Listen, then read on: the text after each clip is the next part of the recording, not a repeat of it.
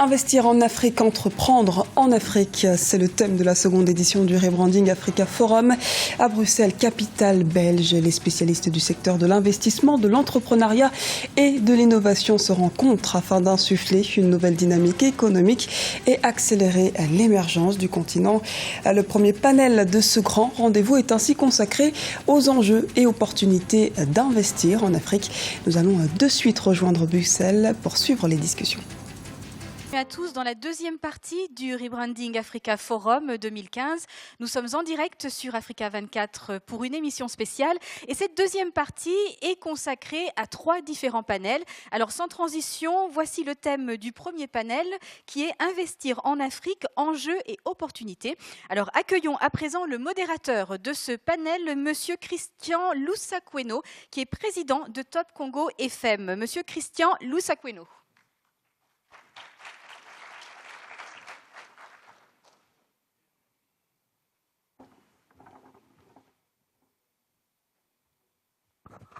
Bonjour à tous et merci d'être présents à ce Rebranding Africa Forum.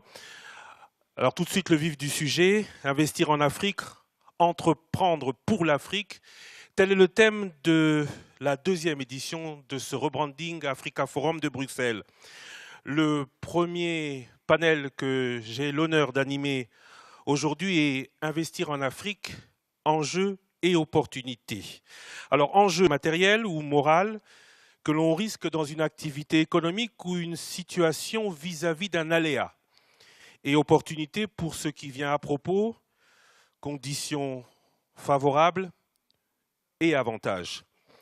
On ne va pas revenir sur tout ce qui a été dit depuis ce matin, mais nous allons l'enrichir avec 5 intervenants de qualité venus du continent. Je vais les appeler un à un, ils vont s'installer ici, ils vont développer ce qui pour eux est le nœud gorgien de ce thème et ensuite je vous permettrai de leur poser des questions au regard de ce qu'ils ont dit, une question par personne et à la fois pour que ce débat de 50 minutes soit très enrichissant pour tous. La première que j'appelle est Madame Denise Epoté-Durand. C'est la première présentatrice du journal télévisé au Cameroun. Denise Epoté est très bien connue dans son pays, mais aussi dans le monde entier. Afrique Presse et Si vous me disiez la vérité sont les 2 émissions qu'elle anime avec brio sur la chaîne internationale TV5 Monde, dont elle est la directrice Afrique depuis 17 ans. Elle anime aussi une chronique hebdomadaire sur Radio France Internationale RFI.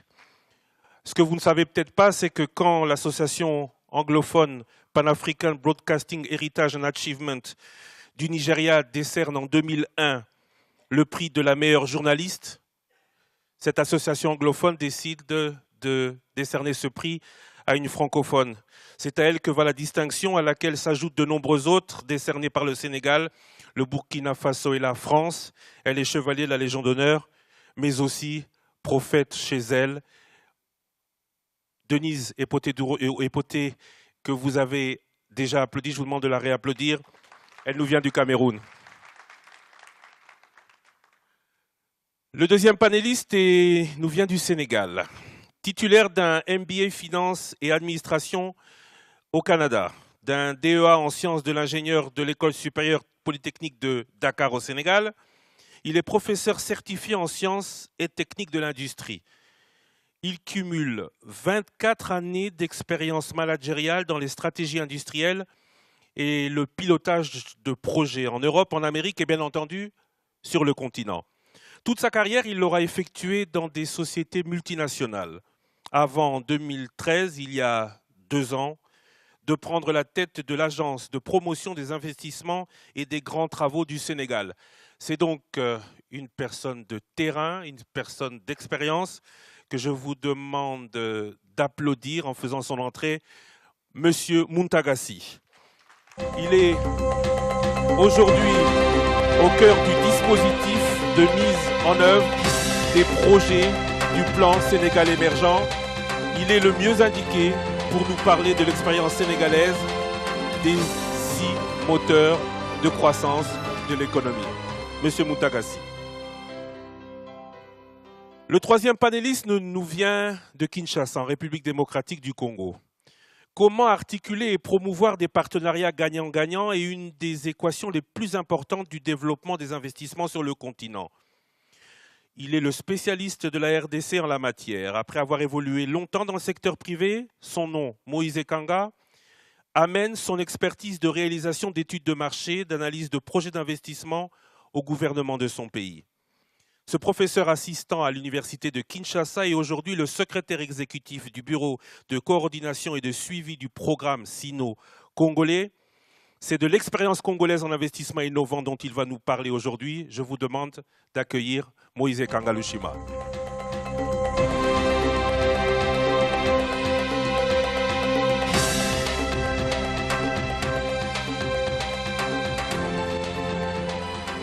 Le quatrième panéliste, pour parler aussi des investisseurs. Ces investisseurs, on dit souvent qu'ils viennent de Chine, d'Asie en règle générale. On parle beaucoup de Malaisie, premier investisseur sur le continent, il faut le dire. Ils viennent d'Europe, ils viennent d'Amérique, mais aussi viennent d'Afrique. Paulo Gomez est l'un d'entre eux. Cette personnalité reconnue de la scène panafricaine est tout à la fois dirigeant d'entreprise, écologiste engagé et acteur politique clé de son pays, la Guinée-Bissau. Ancien directeur exécutif de la Banque mondiale, il jouit d'un important réseau de fonds souverains et de capital investissement. Il est à lui seul financier, critique politique et le Nicolas Hulot du continent. Avec lui dans le thème de l'investir en Afrique, nous allons ouvrir la porte de l'entrepreneuriat pour l'Afrique. Je vous demande d'applaudir et d'accueillir Paulo Gomez.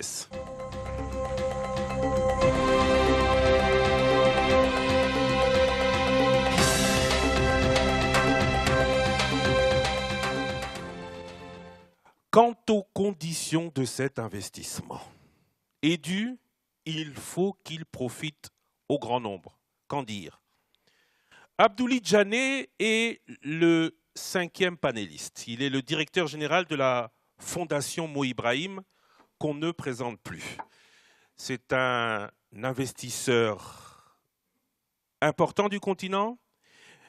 Avant de diriger cette fondation, il a été aussi haut fonctionnaire de l'ONU avec la particularité d'être passé par le Programme des Nations Unies pour le développement, dont il dirigea pendant 5 ans le Bureau Afrique subsaharienne, avec compétence sur 44 pays, avant en 2005 de diriger la Commission économique pour l'Afrique de l'ONU, dont la particularité est d'être à la fois le bras régional de l'ONU en Afrique, mais aussi d'être une institution panafricaine clé.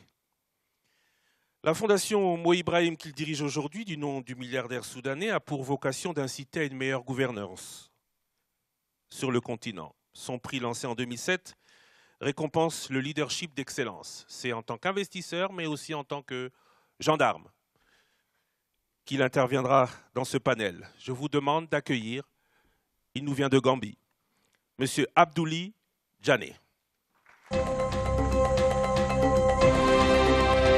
Abdouli.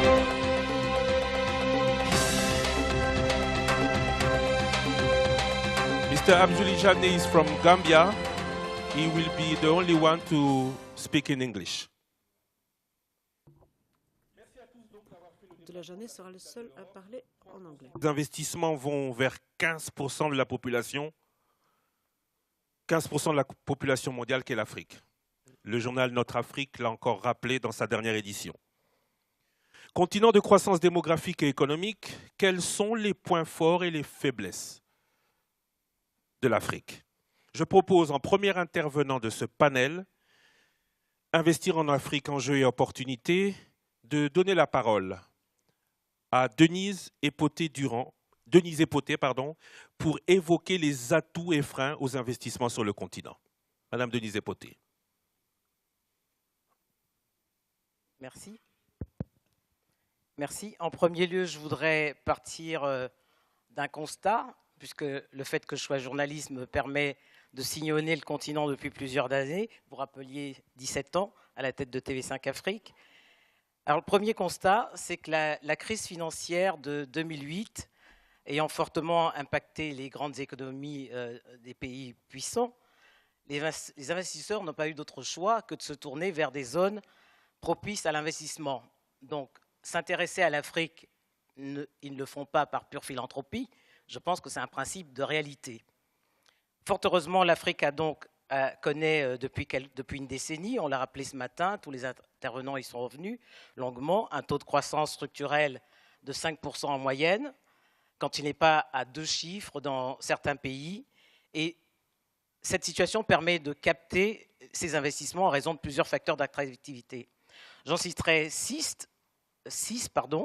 Le premier, qui me semble évident, c'est une diversification de l'économie dans laquelle les matières premières ne représentent plus que 40%, ce qui n'a pas longtemps été le cas. Des flux de capitaux en direction des États, et en particulier dans le secteur des infrastructures qui avoisinent les 80 milliards de dollars. Une forte croissance démographique, 2 milliards d'Africains à l'horizon 2050, dont plus de la moitié auront moins de 20 ans.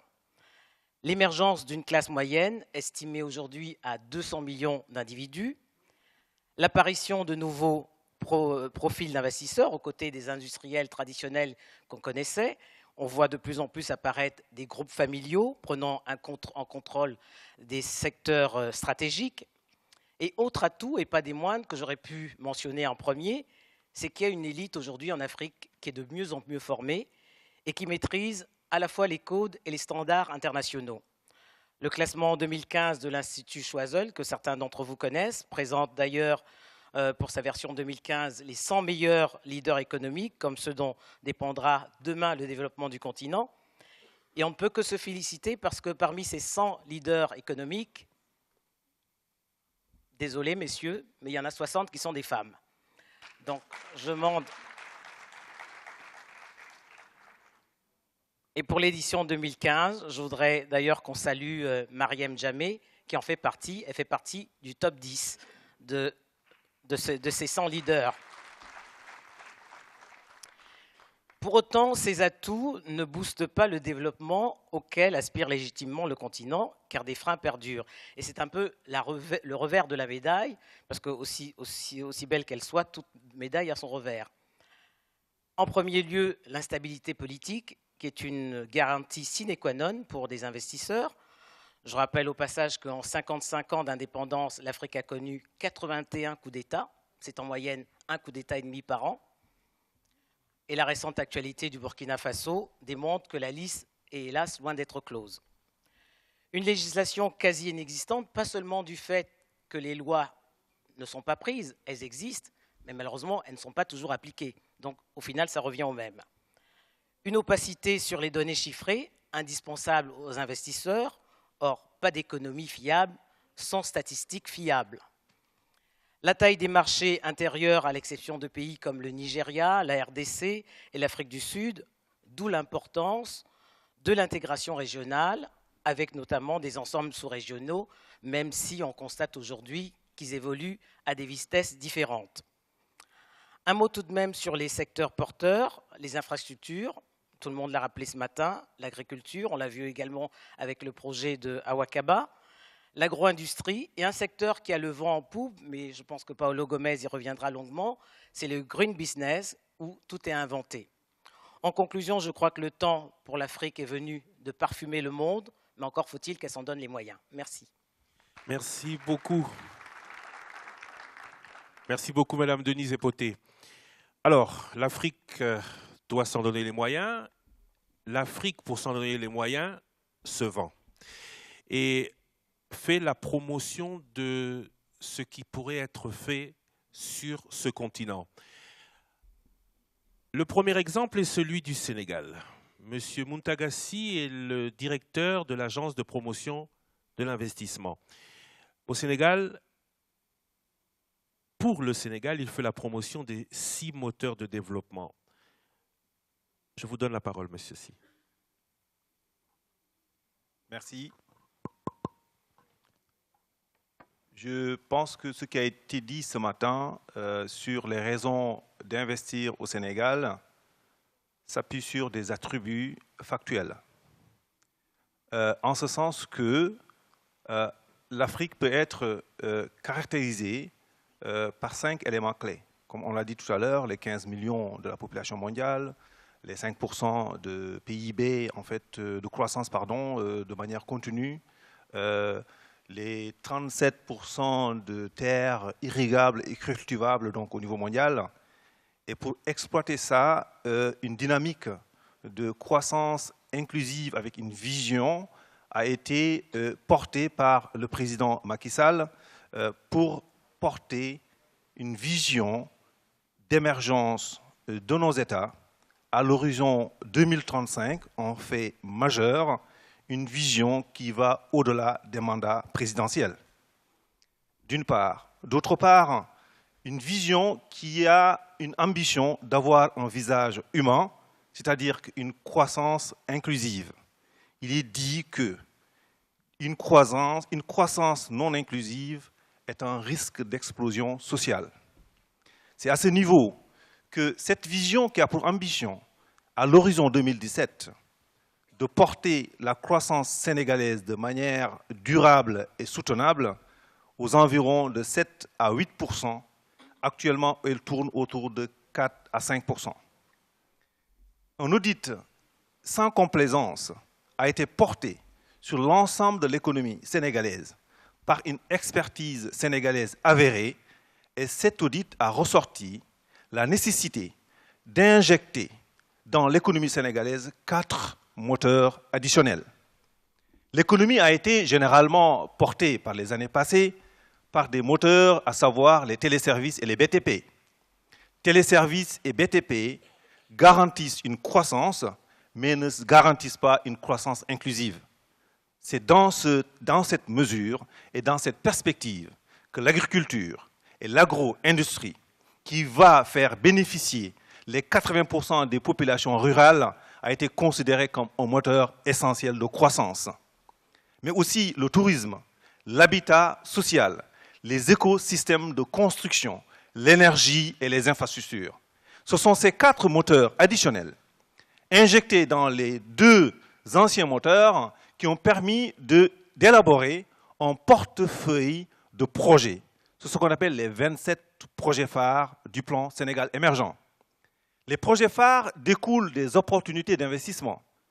Mais ces projets phares, donnant des opportunités d'accès à l'investissement au Sénégal, doivent s'adosser sur un matelas de réformes. Ce matelas de réformes va garantir un environnement des affaires sécurisé, garantissant la sécurité de l'investisseur. C'est ce qu'on appelle aussi le 2e pilier du plan Sénégal émergent. Le premier pilier, c'est la transformation structurelle de l'économie sénégalaise.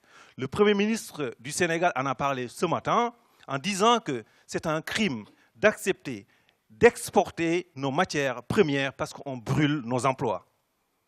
On fabrique du coton, on exporte du coton et après on importe du tissu au Sénégal ou en Afrique, on fait profiter l'emploi des jeunes de ces pays pour lesquels on fait bénéficier donc notre économie de matières premières.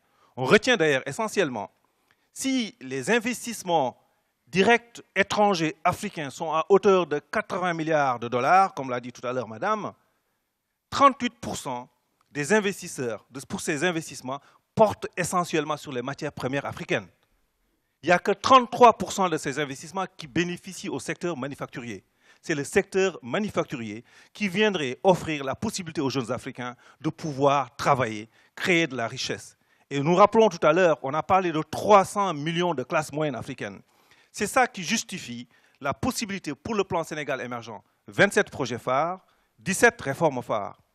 C'est important d'avoir ce portefeuille de projets, mais aussi il a été essentiel pour le Sénégal de s'adosser les moyens nécessaires aux défis de la mise en œuvre. L'Afrique a toujours formalisé ses projets, formalisé ses visions, mais on a toujours échoué dans l'enjeu de la mise en œuvre de nos projets. C'est pourquoi au Sénégal, son Excellence a mis en place un ministère en charge du suivi du plan Sénégal émergent. Un ministre qui rencontre directement au président de la République et qui s'adosse sur un bras opérationnel, c'est le bureau opérationnel de suivi du plan Sénégal émergent qui articule le suivi de l'exécution des projets en relation avec les ministères et les agences d'exécution. Et mieux, il a aussi déployer de manière séquentielle en 3 vagues ces 27 projets phares, en fonction de leur contribution à la croissance, c'est-à-dire au produit intérieur brut. C'est pourquoi d'ailleurs, en 20 mois de mise en œuvre, le plan Sénégal émergent a permis au Sénégal d'afficher 4,7% de taux de croissance de son PIB. Je rappelle qu'en 2011, le PIB sénégalais affichait une croissance seulement de 1,8%. Donc, en 2014, en 1 an de mise en œuvre, on est passé à 4,7% de taux de croissance du PIB avec une perspective de 2015 de 5,4%. Pourquoi? Parce que les projets de la première vague du PSE, ces 17 projets phares parmi les 27 projets phares ont été lancés en mai 2014. Ces projets ont été lancés en fonction de leur contribution à l'économie sénégalaise, mais aussi en fonction d'un plan de production cohérent parce que les 27 projets phares sont tous des projets énergivores.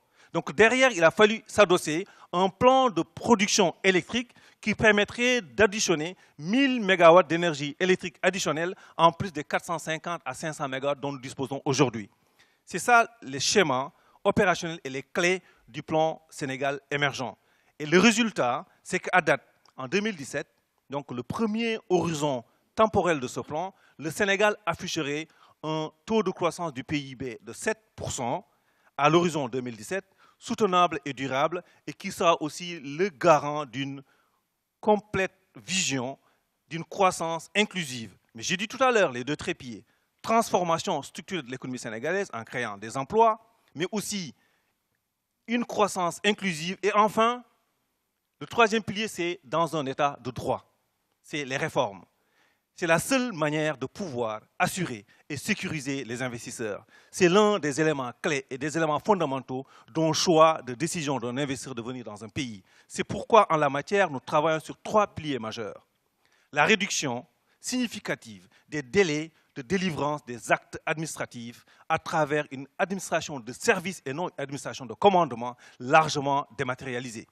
Le 2e pilier travaille sur l'environnement juridique et fiscal afin de sécuriser les investisseurs. En la matière, le Sénégal, l'année dernière, lors du dernier classement Doing Business, le Sénégal a gagné 31 places dans la sécurisation et la protection des investisseurs à travers des projets cohérents de sécurisation des investisseurs, de la réduction des délais d'exécution des contrats et l'accès facilité au niveau de l'information économique et financière. Et enfin, l'axe du foncier, par la mise en place des réformes courageuses permettant l'accès au foncier, parce qu'en fait, c'est le foncier qui est le garant de l'investissement à travers des zones économiques spéciales, des plateformes industrielles. Et je m'en arrêterai là, j'attendrai vos questions par la suite. Je vous remercie. Merci beaucoup, Monsieur Sy. Il n'y a que peu d'investissements à espérer. Il n'y a pas d'infrastructure. La République démocratique du Congo a son spécialiste pour la recherche d'investissement en infrastructure. Monsieur Moïse Kanga va nous parler de la particularité du programme sino-congolais de coopération entre la République démocratique du Congo et la Chine. Merci beaucoup. Je commence mon exposé par l'année 2001. Vous savez qu'en 2001, nous avons perdu un président et il y a son fils, qui est notre président actuel, Joseph Kabila, qui l'a remplacé. Et lors de son discours d'investiture, il s'est assigné 3 objectifs. Le premier objectif, c'était mettre fin à la guerre parce qu'à l'époque, il y avait 3 Congos dans un Congo. Il y avait 2 rébellions, une rébellion à l'est, une rébellion au nord, et la partie gouvernementale qui dirigeait le sud, le centre et l'ouest. Le deuxième objectif qui s'est assigné, c'est qu'après avoir mis fin à la guerre, il fallait organiser les élections transparentes et libres. Et ces élections ont eu lieu en 2006. Les premières élections transparentes et libres ont eu lieu en RDC en 2006, alors que les dernières devaient avoir lieu en 1975. Après avoir atteint le deuxième objectif, lors de la campagne électorale en 2006, le chef de l'État a présenté un programme vision des 5 chantiers de la République pour la reconstruction du pays. Après que les 2 premiers objectifs soient atteints, il fallait maintenant se battre pour reconstruire le pays. Mais il n'y avait pas de moyens. Les ressources internes étaient insignifiantes. Les promesses de financement des bailleurs de fonds et de partenaires traditionnels avaient difficile à se réaliser. Et si elles étaient réalisées, c'était entre 30 et 40%. Il n'y avait pas moyen de financer la reconstruction. À partir de 2007, en février, le chef de l'État a lancé les équipes sur l'ensemble des continents, en Afrique, en Europe, en Amérique, en Asie, pour chercher les financements. Nous avions fait partie de l'équipe qui a fait l'Afrique et l'Asie, et c'est en Asie qu'on a trouvé une oreille attentive auprès de la Chine. Il y avait la RDC qui avait besoin des infrastructures, il fallait reconstruire le pays, qui a connu 30 ans de dictature, sans reconstruction, sans entretien, même des ouvrages qui existaient. Et nous avons connu plus de 10 années de guerre. Il fallait en ce moment-là trouver des moyens extra-budgétaires, des moyens extérieurs pour financer la reconstruction. C'est ainsi qu'on s'est retrouvé avec la Chine, ce que les gens appelaient à l'époque le contrat du siècle. Qu'est-ce qu'il y a dans ce contrat? Il y a deux partenaires. D'un côté, il y a l'État congolais et de l'autre côté, il y a les partenaires, un groupement d'entreprises chinoises regroupées autour d'Exim Bank of China. Il fallait trouver un modèle de financement. À l'époque, il existait deux modèles. Il y a le modèle angolais. Les Angolais produisaient du pétrole. Ils ont ouvert un compte séquestre. Ils vendent ce pétrole en Chine et la Chine récupère une partie d'investissement dans les infrastructures à partir du produit de vente du pétrole. Et nous étions déjà en programme avec le Fonds monétaire. On ne pouvait pas préaffecter nos ressources pétrolières. Donc, ce modèle ne nous intéressait pas. Il y a le modèle gabonais. Les Gabonais avaient une concession de fer que les Chinois devaient exploiter et réaliser des infrastructures associées à l'exploitation du fer. Ça ne nous intéressait pas non plus parce que notre pays a les dimensions d'un continent, plus de 2 millions de kilomètres. Si on prenait le modèle angolais, le modèle gabonais, on pouvait se limiter juste à la zone du projet minier. Nous avons mis à disposition des concessions minières. Nous avons créé une plateforme financière qui est la JV minière, où la RDC détient 68%, la Chine, pardon, les entreprises chinoises détiennent 68% d'actions, et la RDC, via son entreprise publique minière, la GECAMINE, détient 32%. Nous exploitons en commun les concessions minières, le produit d'exploitation. Le produit d'exploitation minière doit servir maintenant à rembourser les prêts consentis pour les infrastructures et pour le projet minier. Au départ, nous étions à 6 milliards pour les infrastructures et 3 milliards pour le développement du projet minier. Après les discussions avec le Fonds monétaire, la Banque mondiale, le Club de Paris et le Club de Londres, on était appelés à renoncer à 50% de l'investissement prévu pour les infrastructures.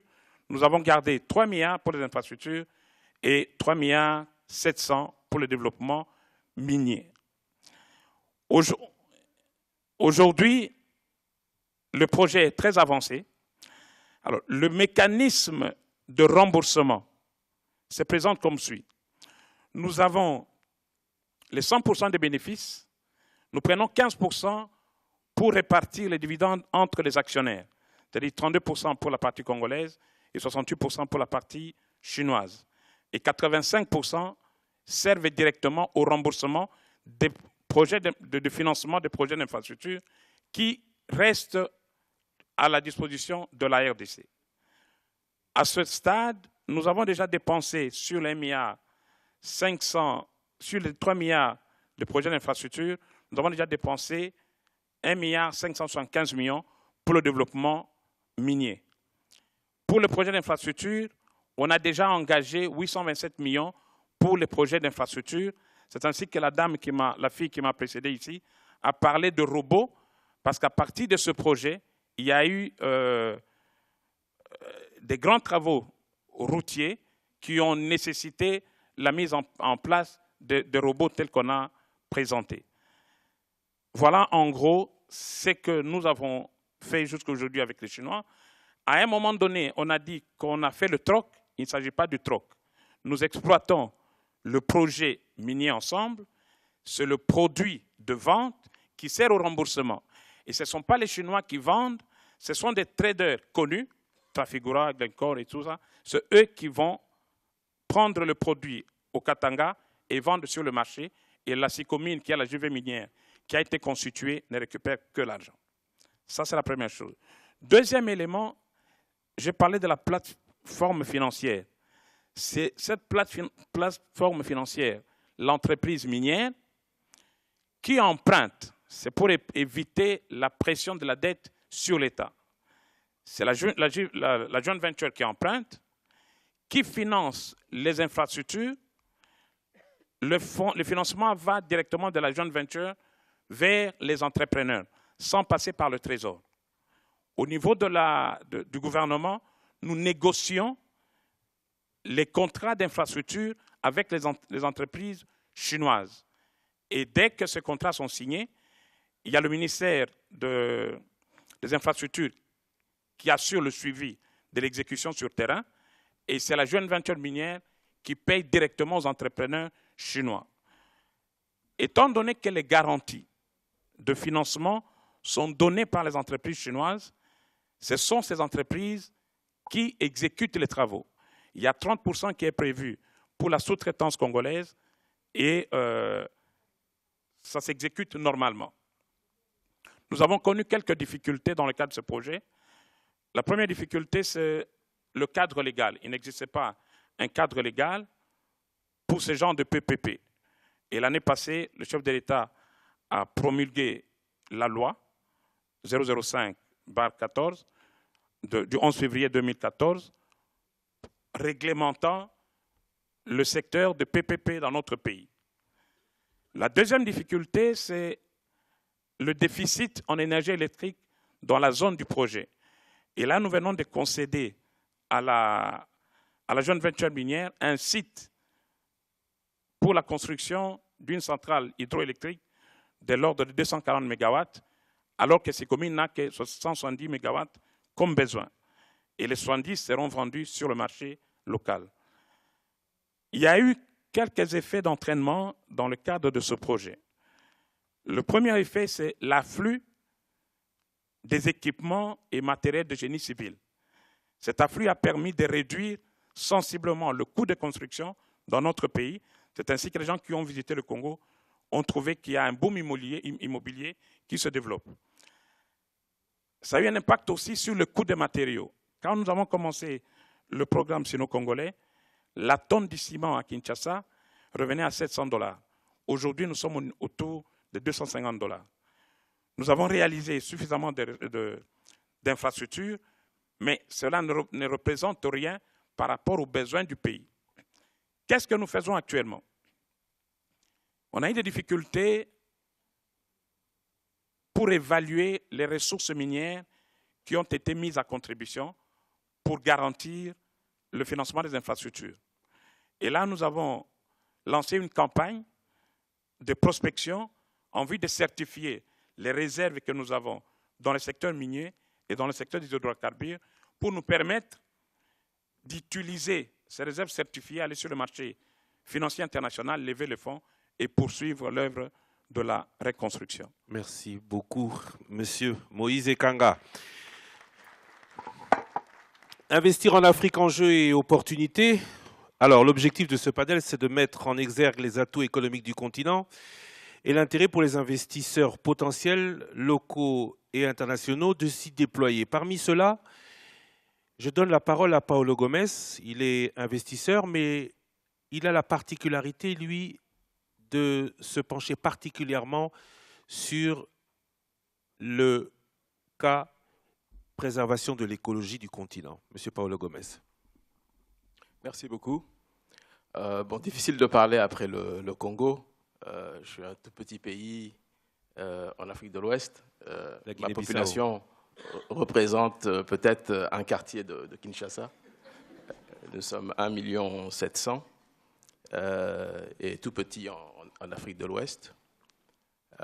Mais c'est précisément des pays comme le mien qui peuvent aussi être déterminants dans certains secteurs dans le futur. Et j'en parlerai tout à l'heure par rapport à l'environnement. Mais peut-être pour cadrer un peu la discussion sur les défis et les opportunités de notre continent, j'aimerais peut-être souligner 3 points. Le premier, c'est par rapport à notre rôle ici. Thierry a eu l'idée de lancer ce forum et nous avons un peu une responsabilité de ne pas le rendre encore un forum de plus et de voir les éléments que tu pourrais prendre pour consolider et faire bouger l'agenda, parce que c'est ça la question. Donc sur ce point-là, j'ai 3 points. Le premier, c'est l'état d'esprit. Nous avons discuté tout à l'heure.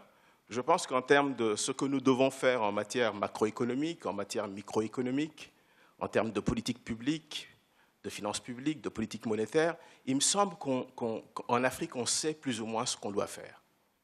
Et nous avons cette armée de personnes qui savent de quoi faire en matière de promotion d'investissement, de politique fiscale. Nous avons des gens comme Abdoulaye Biochane et d'autres. Donc la question maintenant, c'est comment on exécute.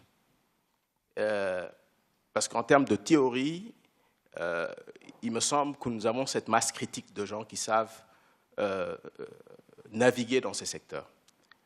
Mais pour exécuter, il y a la question de l'état d'esprit. Et en état d'esprit, j'aimerais apporter ici un symbole qui est commun à la culture Akan, mais aussi à une culture chez moi des Bijagos. C'est un symbole d'un crocodile siamois. C'est un crocodile qui a 2 têtes et qui partage le même estomac. Et la signification de ce symbole, c'est de dire nous avons 2 têtes différentes, mais nous avons le même estomac. Ce qui veut dire qu'on se bat pour la nourriture, alors que la nourriture qui rentre dans nos bouches va dans l'unique estomac que nous partageons. Et en Afrique, c'est un peu ça. Nous avons 54 têtes, mais nous n'avons qu'un seul estomac. Et tant qu'on se battra entre nous, on perd du temps à courir à droite et à gauche et à penser qu'au niveau de chaque pays, on va résoudre le problème. Non, il nous faut un marché. Il nous faut un marché qui a une taille et qui puisse justifier les investisseurs.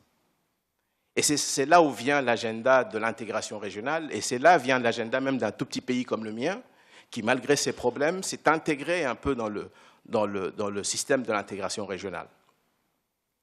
Alors je pense qu'il est important que nous changions un état d'esprit.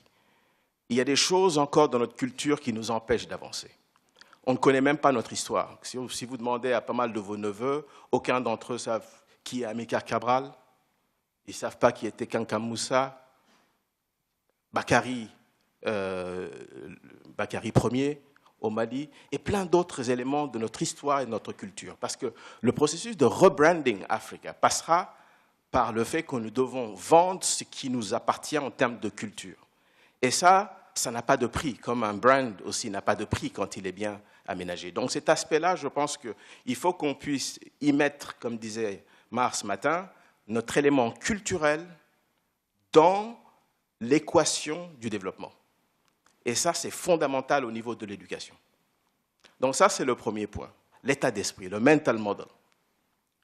Le deuxième élément, c'est le financement. 80 milliards de dollars d'investissement étranger, c'est pas mal, mais ce n'est pas assez. Rien que pour les infrastructures, on a besoin de 50 milliards. Finalement, on s'est rendu compte que l'aide au développement n'allait pas apporter la solution. Moi-même, j'ai été un élément du système de Bretton Woods pour avoir été administrateur à la Banque mondiale. Je le criais haut et fort à l'époque qu'il ne fallait pas qu'on reste hypnotisé par l'agenda de l'aide au développement. Il fallait que les Africains sortent de ça. Comment ? Par mobilisation de nos ressources. D'ailleurs, je suis aussi inquiet que nous sommes en train de beaucoup emprunter. Pas mal de nos pays. Nous sommes en train de beaucoup emprunter, nous sommes en train d'emprunter en monnaie étrangère. Il faut faire attention. Il faut faire attention parce que l'effort qu'on doit faire au niveau interne pour mobiliser nos ressources est là. Il y a encore de l'espace. Mais ça va demander beaucoup de courage, beaucoup d'innovation, de faire sauter certains verrous tabous. On parle toujours de la question des réserves de nos pays. L'Afrique a à peu près en moyenne 500 et quelques milliards de dollars de réserves. On sait qu'un tiers de ces réserves sont toujours gérées à l'étranger. C'est bien, parce que je pense qu'on cherche des lieux ou des points pour investir notre argent où il n'y a pas de risque, mais en fin de compte, cet argent-là devrait être investi à l'intérieur. Donc il y a une discussion sérieuse sur nos réserves qui doit avoir lieu à un moment donné. Il ne faut pas que ce soit tabou et surtout pas politisé. Il faut que ce soit très pratique. Comment on mobilise des ressources pour complémenter les fameux 80 milliards ou 90 milliards l'année prochaine, s'il y a encore des efforts, pour notre développement, parce qu'il nous faut beaucoup, beaucoup de ressources.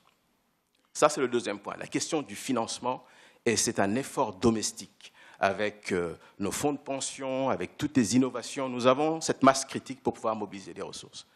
Et le troisième point, c'est l'état d'urgence qui est lié aussi à l'environnement. Il nous faut un esprit d'urgence. Il faut que nous ayons le sens être assez obsédés par, obnubilés, je dirais plutôt, par l'urgence. On n'a pas suffisamment l'état d'urgence. Si vous voyez, par exemple, ici à Bruxelles où nous sommes, combien de fois les leaders européens se voient en une semaine ou dans un mois sur des questions. Ils sont pratiquement tout le temps ensemble à Bruxelles pour discuter.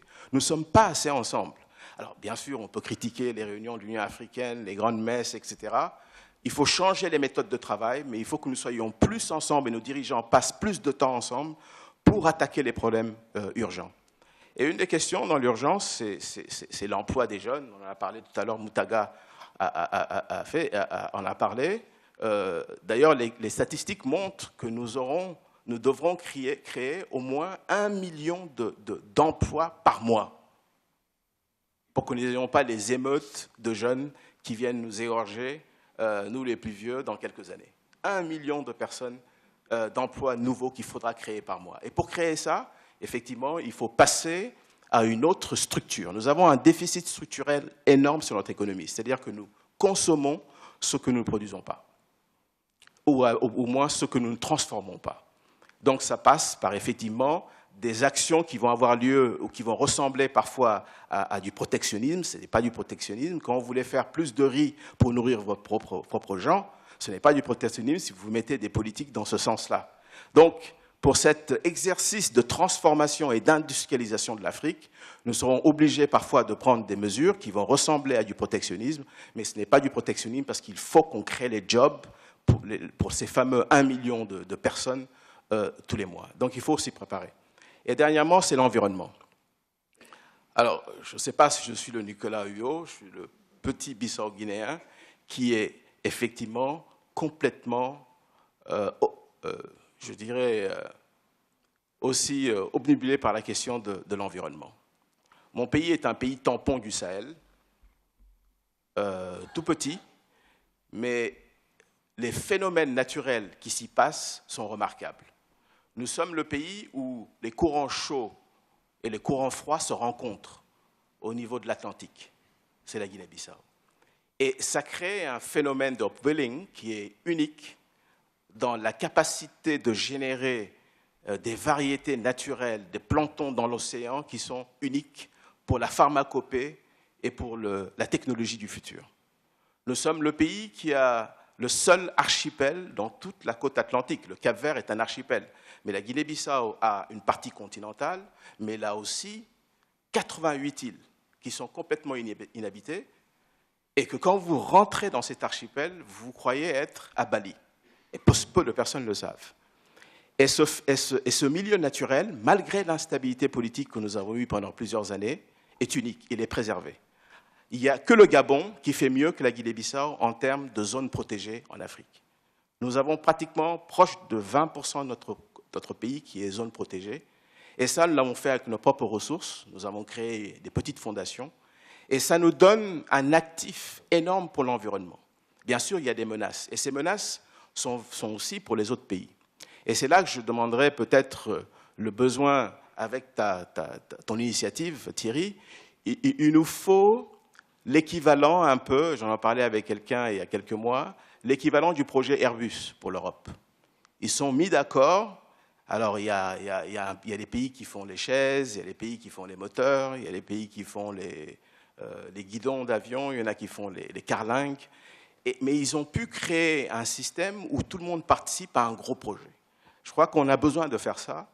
Je pense que dans l'environnement, on pourrait le faire, étant donné qu'on sait que si on n'investit pas massivement dans l'environnement, les menaces qui viennent pour notre écosystème sont énormes. Par exemple, mon pays est le pays le plus vulnérable en matière de montée des eaux au monde après le Bangladesh. C'est-à-dire que si rien n'est fait dans mon pays dans les 30 ans, une grande partie du territoire va disparaître. Déjà, nous ne sommes pas très grands, comme je disais tout à l'heure. Si en plus la montée des eaux vient grignoter 30% de notre territoire, ça a une conséquence économique, non seulement pour la Guinée-Bissau, mais pour le Sénégal aussi. Si une grande partie du sud du Sénégal n'a plus accès, n'a plus la possibilité de produire du riz, il y a bien entendu des conséquences qui seront d'ordre économique, mais aussi politique. Donc je crois que dans le domaine de l'environnement, nous avons besoin de lancer un grand programme dans lequel des pays pourraient se concentrer ou aider à construire, par exemple à fabriquer des panneaux solaires, d'autres pourraient être des machines éoliennes et dans d'autres industries, parce qu'il y a une opportunité d'affaires dans ce domaine de la biodiversité et de l'environnement qui pourrait être partagée entre plusieurs pays. Moi-même, je fais partie donc, du Conseil du Fonds vert mondial, qui est une organisation qui devrait être en quelque sorte l'espèce de la Banque mondiale de l'environnement. 10 milliards de dollars ont été levés, mais ce n'est pas assez, puisqu'il nous faut une enveloppe de l'ordre de 100 milliards de dollars dans les prochaines années. Et je pense que certains pays africains se positionnent très bien pour ce fonds, mais c'est une urgence, et je voulais le souligner ici pendant ce panel. Merci. Merci beaucoup, Monsieur Paolo Gomes. Excusez-moi peut-être d'avoir fait cette petite entrée dans la politique européenne. Ne dites plus jamais que Paolo Gomes est le Nicolas Hulot africain. Dites que Nicolas Hulot est le Paolo Gomes européen.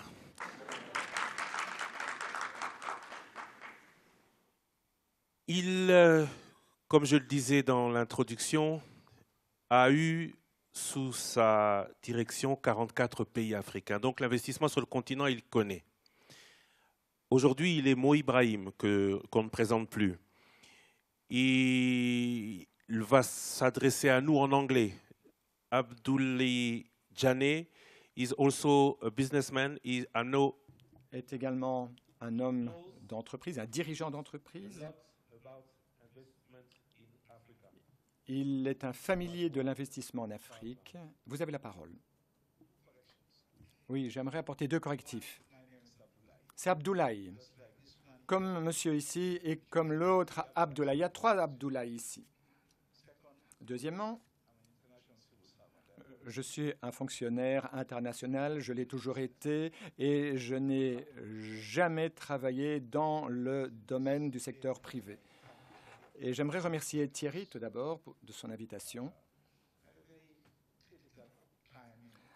À un moment charnière dans l'histoire africaine, nous avons adopté le projet L'Afrique que nous voulons. Nous voulons que l'Afrique soit prospère. We need a lot of investment and entrepreneurship, and I hope that. Et j'espère que cette réunion marque le début d'un long débat qui se traduira par des résultats concrets. Je ne dispose pas de beaucoup de temps. Je sais que mes collègues m'ont demandé d'être court, mais ils ont pris la parole pendant 15 minutes. Je vais essayer de faire la même chose.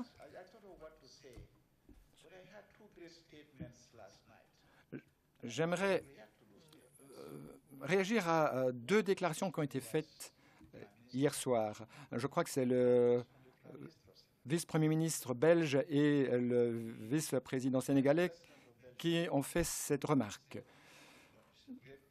Bon, la Belgique est un grand ami de l'Afrique.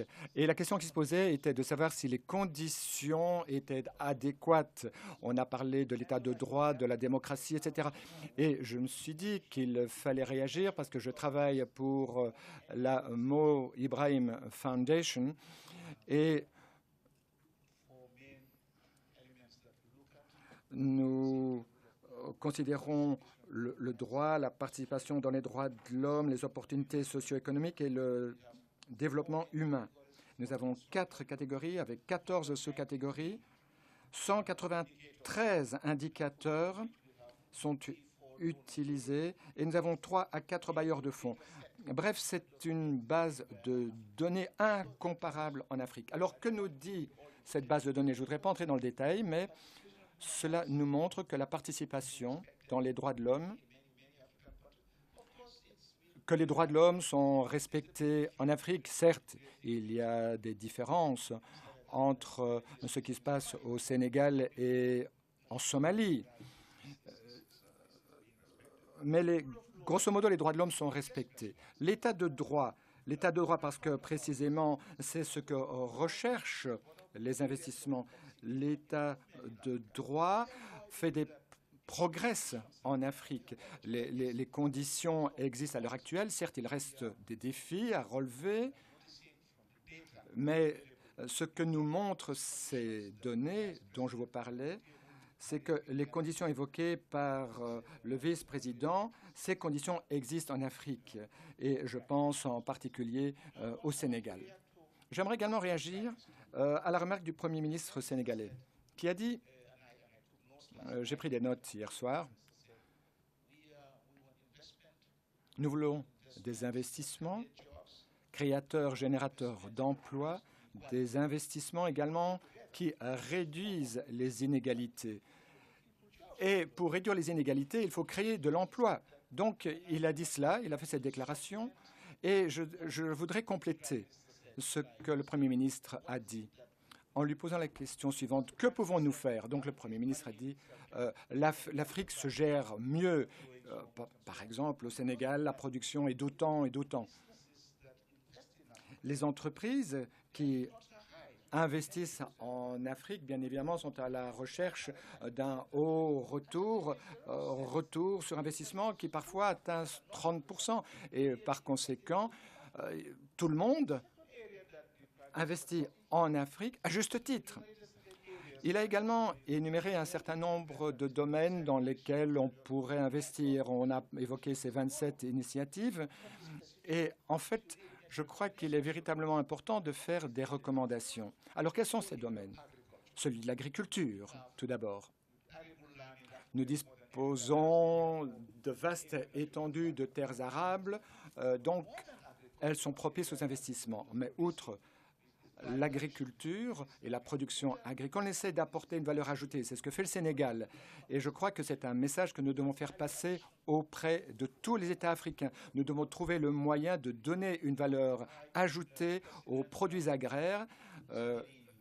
Et le président de l'Ouganda a dit « Je produis du café, je le vends à 5 $ le kilo. Vous le transformez en Angleterre, vous le ramenez et vous me le revendez à 15 $. Alors, qui prête à qui? C'est moi qui les aide ou c'est l'inverse? Bref, nous voyons que la question de la valorisation de la production est d'importance capitale. J'aimerais parler également de l'énergie. Et nous devons intervenir sur le plan énergétique. Nous devons mettre en place des politiques qui sont cohérentes avec le réchauffement de la planète. Nous avons l'énergie éolienne. On produit des milliers de mégawatts. Mais cela n'est qu'une infime fraction de ce que l'on a besoin, des besoins du Sénégal et de l'ensemble de l'Afrique. Et là aussi, nous voyons qu'il y a des opportunités énormes qui se présentent en termes de production énergétique à base de l'éolien, du solaire, etc. Et à nouveau, nous devons lancer un appel aux investisseurs en leur disant « Venez investir dans ces domaines ». Je pense aux ressources naturelles également. Bon, nous avons, je crois que c'est ce matin, l'animateur qui a parlé des phosphates ce matin. Les phosphates sont dans notre sous-sol. Mais à nouveau, comme l'a dit le Premier ministre, lorsque nous exploitons les ressources naturelles, il faut les exploiter de manière à ce que 80% des profits ne se retrouvent pas dans les poches d'1% de la population. Donc, nous devons investir en en faisant preuve d'une sensibilité, une conscience politique. Nous avons le taux d'équipement le plus élevé de téléphones portables. Ah bon, et alors, il y a VMK. J'espère que tout le monde utilise un VMK. En fait, nous devons encourager les personnes à utiliser les produits VMK. Non. Sérieusement. Et bon, il y a bien d'autres domaines. Quelques mots maintenant à propos du financement. Paolo l'a déjà évoqué. Nous avons des sources de financement externes et internes. Nous disposons de ressources. Nos ressources collectives sont plus importantes que celles de l'Inde et du Brésil combinées. On a parlé également de flux illicites. Si on les ajoute, nous disposons de ressources énormes. Il faut dire aux investisseurs, si vous voulez investir en Afrique, eh bien, il faut assurer une sorte de cofinancement. Nous avons un secteur privé sain. Si vous voulez investir en Afrique, eh bien, essayez de trouver des partenaires. Ainsi, vous aurez un bon retour sur investissement. Nous avons des secteurs et des filières porteuses. Et enfin, pour répondre à la remarque du vice-président sénégalais, j'aimerais dire que l'Afrique est énorme. Bon, nous avons la Chine, l'Inde, l'Alaska qui pourraient entrer dans le continent africain. Mais nous représentons 54 pays. Et ça, c'est la contrainte majeure à laquelle le développement africain doit faire face en termes de développement. C'est pourquoi chaque pays africain doit se demander comment intégrer le continent. C'est une problématique d'importance capitale. On ne pourra jamais créer 10 millions d'emplois par mois au niveau de chaque pays. Nous devons résoudre les problèmes transfrontaliers, trouver les moyens d'investir dans des politiques transfrontalières. Nous devrons saisir la CEDEAO pour ce faire. Et mon ami se trouve ici. The whole subcontinent. Donc l'intégration passant par l'élimination des barrières transfrontalières en développant les réseaux ferroviaires, etc. C'est tout cela qui va transformer notre habilité à créer des emplois, à réduire les inégalités et veiller à ce que nos enfants ne sombrent plus ou ne chavirent plus dans la Méditerranée. Nous sommes en tout cas ouverts au monde de l'entreprise. Thierry, tu as ouvert la porte. Il ne nous reste plus qu'à s'engouffrer dans la brèche. Merci. Abdouli. Thank you. Merci. Nous allons à présent marquer une courte pause. Restez sur Africa 24. Nous retournerons en direct de Bruxelles pour suivre le rebranding Africa Forum 2015.